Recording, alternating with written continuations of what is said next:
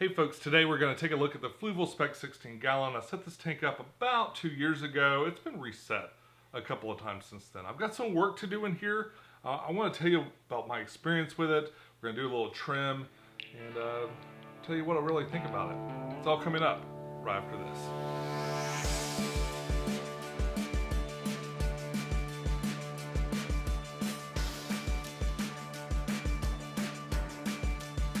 Hey YouTube, this is Pecktec and I'm continuing my lockdown coverage with a trim and an update on the Fluval Spec 16 gallon. This is sort of a strange and uncommon tank size. I don't see a lot of 16 gallon tanks. I don't see this for sale a lot in retail. I'll be curious to know if your local fish stores carry it. Fluval did send me this aquarium, so I did not buy it myself. It was sent to me to review. That being said, the things I don't like about it, I feel pretty comfortable telling you guys, and really not a knock on Fluval. A lot of it's just personal preference.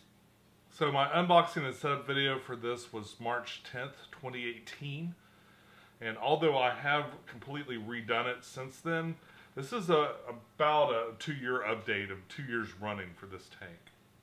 One comment I did last time I did an update on this is they wanted to compare it to the Evo 15 gallon that like my daughter set up, that's marketed for saltwater tanks. The question I get all the time is, is the light compatible? Like, they take the light from one and then swap it out on another. And I still have my daughter's upstairs, so what I've decided to do is just kind of get it and give it a try. Yeah, so here's the lid. Here's the lid on the Evo. As you can see, it's exactly the same size. And the light also is exactly the same size and width. So you can really easily convert, the light, pull out that fresh water, put a saltwater one on, get all the advantages of the saltwater light. So some of the work I'm doing in here today, this tank has a lot of stem plants. You can see them kind of coming over and casting a shadow on the rest of this over here. And it actually looks really nice. Right now, it's very jungly and stuff, but they've almost grown all the way over, and it's time to really pull it back. So what I like to do is either pull them out or trim them halfway through and just kind of see how the growth looks after that. These all seem pretty healthy at the bottom, so I think it can get away with just kind of like cutting them in half. And what I'm probably going to do is I'm going to take these and I'm going to migrate them over to the new Fluval Flora tank. Unfortunately, I'd put a lot of sword plants in that tank, and they just melted away. Like a ton of them just kind of melted away. Now there's still some there. Some of it's okay and doing all right, but a lot of it melted, especially the stuff in the back. And it's really looking kind of empty. It's just kind of that log with a nubius on top. So my next video is going to be all about the Fluval Flora, the new Fluval Flora. And I'll be taking these stems that I trim off here and I'll be including them there. I was really hoping that the sword plants picked up, and they still might, but I could always include these and pull them out later. I really want the flora to have a lot of growth in there and be really healthy. I'm trying to grow out some shrimp in it right now. Some of you might remember, if you go back and look at the Flex update that I did, I pulled out the pump and I kind of explained how clogged it gets and how it's not, you have to clean it quite often. I've discovered I can just take a really small pump and put it in there, and it's actually a pump that came out of one of the Fluval Specs, like one of the small ones. But I put that in here, and it moves the water around enough, it circulates the water enough to where the plants get what they need. It's obviously filtered really well. It looks great in here. I've got zero algae almost. Like, this is one of my zero algae tanks. Thank goodness I have a couple of those. And overall, I've got tremendous growth. Lots and lots of cherry red shrimp in here. I got some Galaxy Rasboras. I've got my half beak at the top running around. It's developed into a really, really stunning tank, and the smaller pump hasn't really messed with it at all. It's been running like that for at least, I think it's three or 4 months now. I think I swapped it out right after the last update because I noticed that the flow got really slow again. I just got frustrated having to pull it out every couple of weeks and clean it. So I guess that's one downside to this tank is I'm not thrilled about the pump that they use. Or maybe the way that pump's made makes it really prone to getting clogged. If this is your only tank or you only have like 3 tanks, I bring this up a lot because I have about, I think 14, 15 aquariums right now. When you have that many, you kind of want to minimize the impact of the maintenance that you have to do. You want that to be as small as possible. And that pump definitely wasn't conducive to that because I was getting next to no flow out of it. In fact, this small pump, even though its potential flow is greatly reduced compared to the potential flow of the other thing, the average flow is much higher because it doesn't get clogged up for some reason. There are other things you could do too, like possibly removing that sponge out of there. I don't know if that would like mess up the impeller or whatever. I might eventually swap that back out and just kind of give it a shot. But for now, this is kind of working really well, and why change it if it's not broken, right? So let's get in here, do a little bit of a trim up, do a little bit of a cleanup, get some plants from my other tank, and then we'll take a look at it when it's done. There are good and bad aspects to every aquarium, and a bad aspect, in my opinion, which is totally my fault due to the setup of this tank, is that it's so high I have to basically use a stepladder to get in here and do anything. What I'm doing now is I'm just going to take enough water out so I don't overflow it as I reach in here to do stuff. I've got one of those old school water changers with a little valve inside. I don't think they even sell them like this anymore, but basically you just give it a shake and it'll start draining some water out. This water will also be handy for keeping any of the stems alive that I decide to pull out of here. And anything that's attached to it. I'm already seeing tons of little baby shrimp in here. I'm not going to drain it down a lot. I actually just did a water change on this yesterday. So I think I'm in good shape. Although an extra water change probably wouldn't hurt either. I think while the water's low, I'm going to get a nice shot of my my half beak. It tends to hide up there. The top of this thing has this mesh at the top. A lot of people hate it. You can pull it off though. You can razor blade it off. It's like a sticker. It sort of shades your eyes from this light, so if you get down directly on it, it kind of blocks that out a little bit. I've just left the pump running because I'm not really gonna pull too much water out. And this is 1 gallon. There are all kinds of little baby shrimplets in here. And I have no doubt that occasionally he catches one to eat. We'll probably see him go after one right now because they're all running around.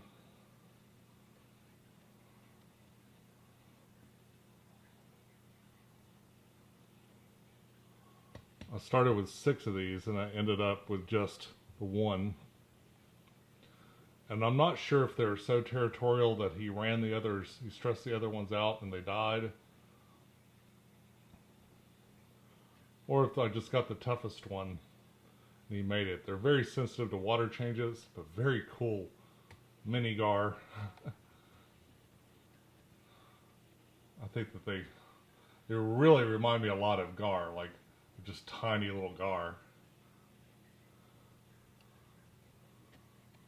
I know that's not a real thing, but well, they sure look like them, don't they? They're actually quite active. I see them in all levels of the tank, and he'll attack anything that's like at the surface of the water a little bit too long. I'm hoping I can just kind of do this long ways. You can still see in there. Okay. And I can work with the back here. I've discussed trimming the stem plants a couple of times. What you'll see is they'll start to root up. They get real rooty at the top. If you trim someplace around where those roots start, or someplace where there are at least some roots that way, and what I'm going to do is I'm going to trim a root out. And I'm going to pull it so I don't end up cutting it twice. I want these to be as long as possible. I'm just plopping them into a bucket here, a bucket of water that I have already pulled out. But the floor is a fairly large tank, and I'll be shooting with it really soon, so I want to make sure I have something. You can see the pretty good size plant there. I'm just dropping them into a bucket. This tank will probably be a little less interesting right after I do the trim, and that's kind of unfortunately the way it goes with these things. But it'll be healthier in the long run. Put a towel down to kind of help with drippage. I really have a lot of these plants. Again, it's one I don't remember the name of. It's a really pretty plant, and I'll have to include a close-up of it so you guys can help identify it. What's funny is it should get brighter and brighter as I pull more and more of these out. And boy, not all parts of these plants are really healthy either, so I'm going to take the more choice portions of it. Like here at the bottom, I got some leaf damage, not really any roots or anything. I can just kind of throw this away. I've got another bucket here too for the garbage parts. Right here's that red plant I was asking for help with. My last video, I actually got like 3 different answers, 3 completely different plant answers, so I don't feel too bad about not being able to identify it. This apparently is not an easy one to identify. Well, I'm sure one of the answers was right, but some of these things might not even be attached. Like I'm seeing a lot of stuff that looks like it's just sort of floating around, and that's completely possible. The whole back of this tank and the very back over here seems to be moss, and I'll try to get a shot with my phone and show you that. Yeah, it is almost all moss in the very back over here, which is probably explains why I have so many shrimp. Giant sections of moss are great breeding grounds for the cherry red shrimp and those types of shrimp. They love that.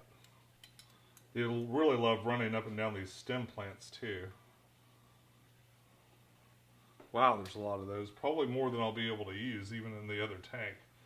It should allow me to kind of easily fill it up though. The more uniform you get your stem plants too, it maybe looks a little unnatural, but I think visually it looks a lot better. Alright, so here's a good example. If you look at this particular stem, see all the leaves are gone after a certain point here at the top. So there's no real need to keep this. And if I look in the tank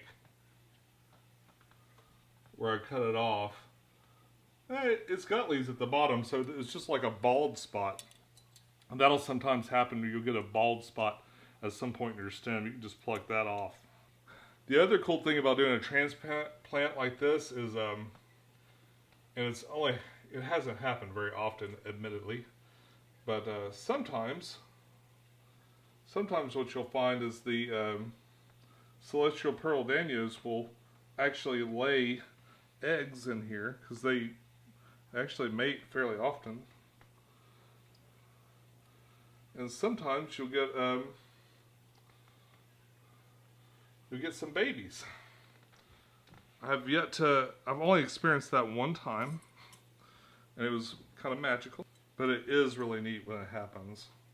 I'm definitely going to grab some moss. I've got a lot of healthy moss in here. I'm going to grab some of that out.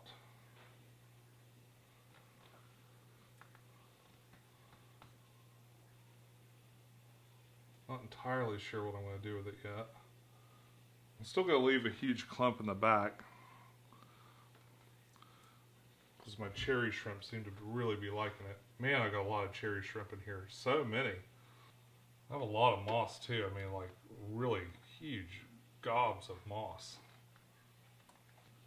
Thick, lush plant growth like that is as good as a really good filter. I mean, it's basically an internal filter for you. We'll pull that off just because it's a little ugly.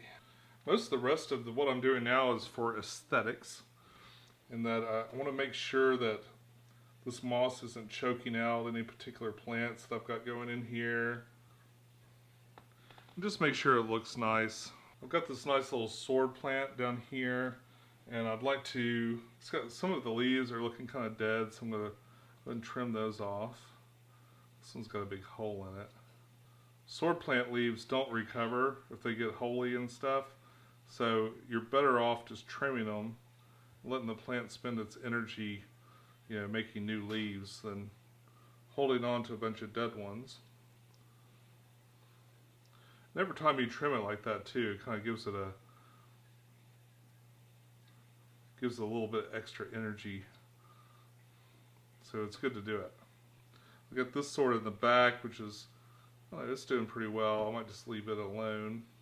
Seem to have a lot of like renegade moss trying to choke out the bottom of the tank. I'm going to pull that out. There really is just like a lot of moss everywhere. I don't intend to use it. It is kind of handy to anchor some of these. Like you can kind of jam it into the moss will keep it in place. I have some little errant bits of Anubias and other things down here that I pulled from other tanks, and I just kind of stuck it in here because the tank was doing well. Anytime I have a tank that's doing like a little bit better than normal, and I have a trimming that I want to keep or I'd like to grow real nice, I find a nice algae-free tank and I stick it in a corner of it and just hope that it kind of develops really well in there. That plan, it usually works out in my favor. This part is actually fairly tedious, just going after that moss all over the place. But it has to be done, because this moss, especially like Java moss and stuff, can be kind of insidious. I mean, insidious is such a negative word, but it really goes everywhere. If you really wanted to get rid of it, it would actually be pretty difficult. It's nowhere near as bad as like duckweed or something like that, which I think is a plague, personally. But it does kind of go everywhere, and if you trim it, like if you cut it with scissors or something, then you get little bits of it going all over the place, and then those little bits will just continue to grow. Mainly I want to get it off the bottom, because on the bottom here, I've got kind of a mix of dwarf sage and four-leaf clover. This is one of my best implementations of the clover. It's grown by itself. It started out over here and it's kind of worked its way down. It looks like the sage is kind of competing with it a bit and starting to kill it out some, which is unfortunate. I may need to grab a couple of samples over from the other side and see if I can get it going in another tank that doesn't have this stuff to compete with it. Alright, so if we take a look inside the bucket here, this was the keeper stuff that I pulled out. As you can see, there's quite a bit of plant material there. I pulled a lot of plants, a lot of stem plants out of different types, out of the 16-gallon, and this was going to get transferred into another aquarium either today or this afternoon or tomorrow. We'll see. Hey guys, so here I am right here at the end. It's still a little foggy from the work I did earlier, and what I'm going to do is maybe I'll come back tonight and see if I can get a little some nicer shots of it, a little bit more cleared up. One problem I've had with this tank is I notice it's foggy a lot. That could mean there's a lot of pass-through with the filter media. I know that this the sponge here doesn't go all the way to the bottom, so there's kind of a spot where the water can move really easily almost all the way through. And I think sometimes that causes a little bit of extra fogginess in the water. I did add a little bit of carbon to this a couple of days ago, and I noticed that helped it a lot. I don't usually have to do that with my tanks, but the carbon really helped clear up a lot of the fogginess, and I'm hoping maybe in a couple of hours this will look a little bit clearer. A lot of my tanks are really crystal clear.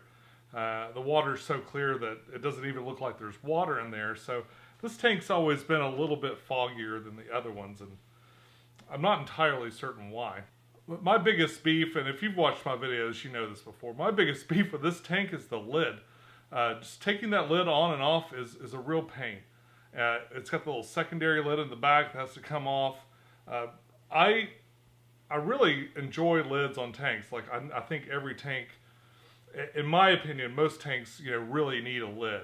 It helps keep them from evaporating. It helps keep the fish inside. All in all, I think every tank needs a lid, but this one's kind of a weirdly designed. It's awkward to get off with the cords and stuff, and I find that especially with my tank being up, which is my fault because this tank is so far off the ground, it makes it really hard to get up there and kind of manipulate the lid and get it off when I want to do just to reach inside to grab something. The light, of course, you can see the results. It works really well. I've got super premium substrate under here. I don't add any CO2. I don't add any fertilizers. This is all just no ferts, no CO2, just really nice ADA aqua soil, and I used power sand in this one too. I noticed the power sand's starting to come up to the top, and it's got kind of a white color. Now that it's dirtied up a little bit, and it's got some like brown mixed in with the white, it looks a lot better. At first it was kind of real off-putting. I don't think I put a deep enough layer of aqua soil over that, over the power sand, which is basically like real coarse gravel. But I can't complain in that it's grown plants really super well. I've got a wide variety of plants in here, and they've all seemed to do pretty neat. Now, cutting these stems off the way I do, they don't look as great at first. Like you can see very clearly, they're blunted on the end of some of these. But they will grow back, and they'll look really nice. Like, it'll just be like a week or two, and they'll start looking really pretty again. So I'm not too worried about it. Frankly, pulling them, the best way really always to do these is to pull the stems completely out, cut them in half, and then put the top back down. But sometimes it's really hard to get the stems buried again, and especially around this knot log that I've made. Basically, I've got this couple of pieces of wood jammed together and turned into this sort of knot, and then I've got plants growing out all around it. With a little bit of more time, I could have weaved some of these behind the log a little bit more, and maybe show the wood a little bit more. But frankly, it's all covered with moss anyway. You can barely see it as it is, so I just left the plants alone. And really, this was kind of a quick trim. I just wanted to trim this down so it didn't start killing off the other plants and things that I have going on in here. This will quickly come up and just cover that light and just make it too shady for everything under here. Otherwise, this tank's been pretty good. I don't have any major complaints about it. Like I said, it's a little foggy. I don't like the lid. The pump is a little weak sometimes because it clogs up so quickly. But on the plus side, I mean, the light really grows well with plants. If you don't like it so yellow, you can actually change the tint of it to have a little bit more blue, or make it a night light if you like manually turning your lights on and off. Another complaint that I've seen from other people is that it doesn't work on a timer. Mine absolutely works on a timer. You can go back and look at the last update for this back in November, where I showed you that I can turn it off and on with a timer, and it's just a simple $9 Christmas tree type timer, nothing special about it. But I have gotten report after report after report saying that their light doesn't work on a timer. And I thought it was maybe all Europeans, maybe it was wired a little differently for their electricity. But I've seen a couple of Americans say that as well. And I've had a couple of people say that they've written Fluval and gotten replacement lights or gotten some help there too. So there might be hope if you do have that problem. I personally don't have that problem. I do have a production copy of it. It was sent to me, but it was obviously packaged in a commercial box and stuff. So don't have any reason to believe that this is so different than you would get at your local fish store through mail order or anything like that. And I guess that's all I have for you today. I'll be back real soon with another video. I think the next one I'm going to do is my new Fluval Flora, so that'll be a nice update. I might combine both Fluval Floras. I don't have as much to say about the one upstairs. It's doing fine. The one downstairs obviously got some new plants today. That's what I've been doing in between. So that'll be my next video. Shouldn't have to wait more than a couple of days, and I'll probably have that out to you. Big thank you to all my patrons. Man, it's been great. The outpouring of help and support I've gotten on there has been really cool. I'm trying to plan some neat things. I've finally figured out the live streaming software. I'm going to be doing some cool stuff on there. I think what I'm going to do is maybe do some live stream of edits of me actually editing the episodes. So I think it'd be kind of fun maybe to bring clones back for an episode, really show you how that's done. A lot of people Me? were curious. Yeah, Charlie. Yeah, man, I'm talking about you. I finally get to be in a video again? Well, we'll see. We'll see. Cool. And in general, better live streams for with multiple cameras and multiple screens and stuff. I can show my phone now. I can show the screen on my computer now. I've figured out a bunch of stuff that I just didn't have time to figure out before. I'm excited to show you all the new stuff I can do. About 30% of my viewers aren't actually subscribers. They just kind of come onto my channel. Maybe they enjoy a video or two. I think some people didn't even realize it. I've had comments where people say, oh my gosh, I didn't realize I hadn't subscribed because you keep showing up on my feed. That'll happen for a little while, then I'll go away. So make sure you get all my stuff by subscribing, and maybe click that bell if you want to be notified right away. Because honestly, I have no schedule. I've tried to make a lot more videos than normal because I'm here on lockdown in my house, and I hope you guys are enjoying that. And that's all I got to talk about right now. I'll be back real soon with some more videos. Until we meet again, follow your bliss, keep a clean tank, and I'll see you soon. Bye-bye.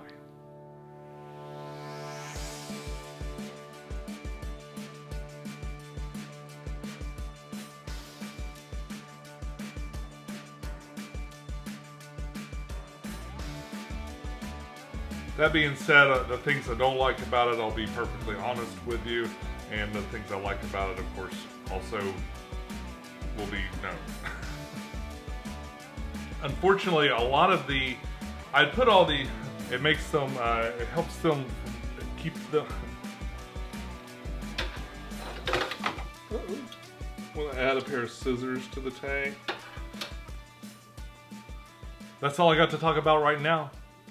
Till next time, follow your,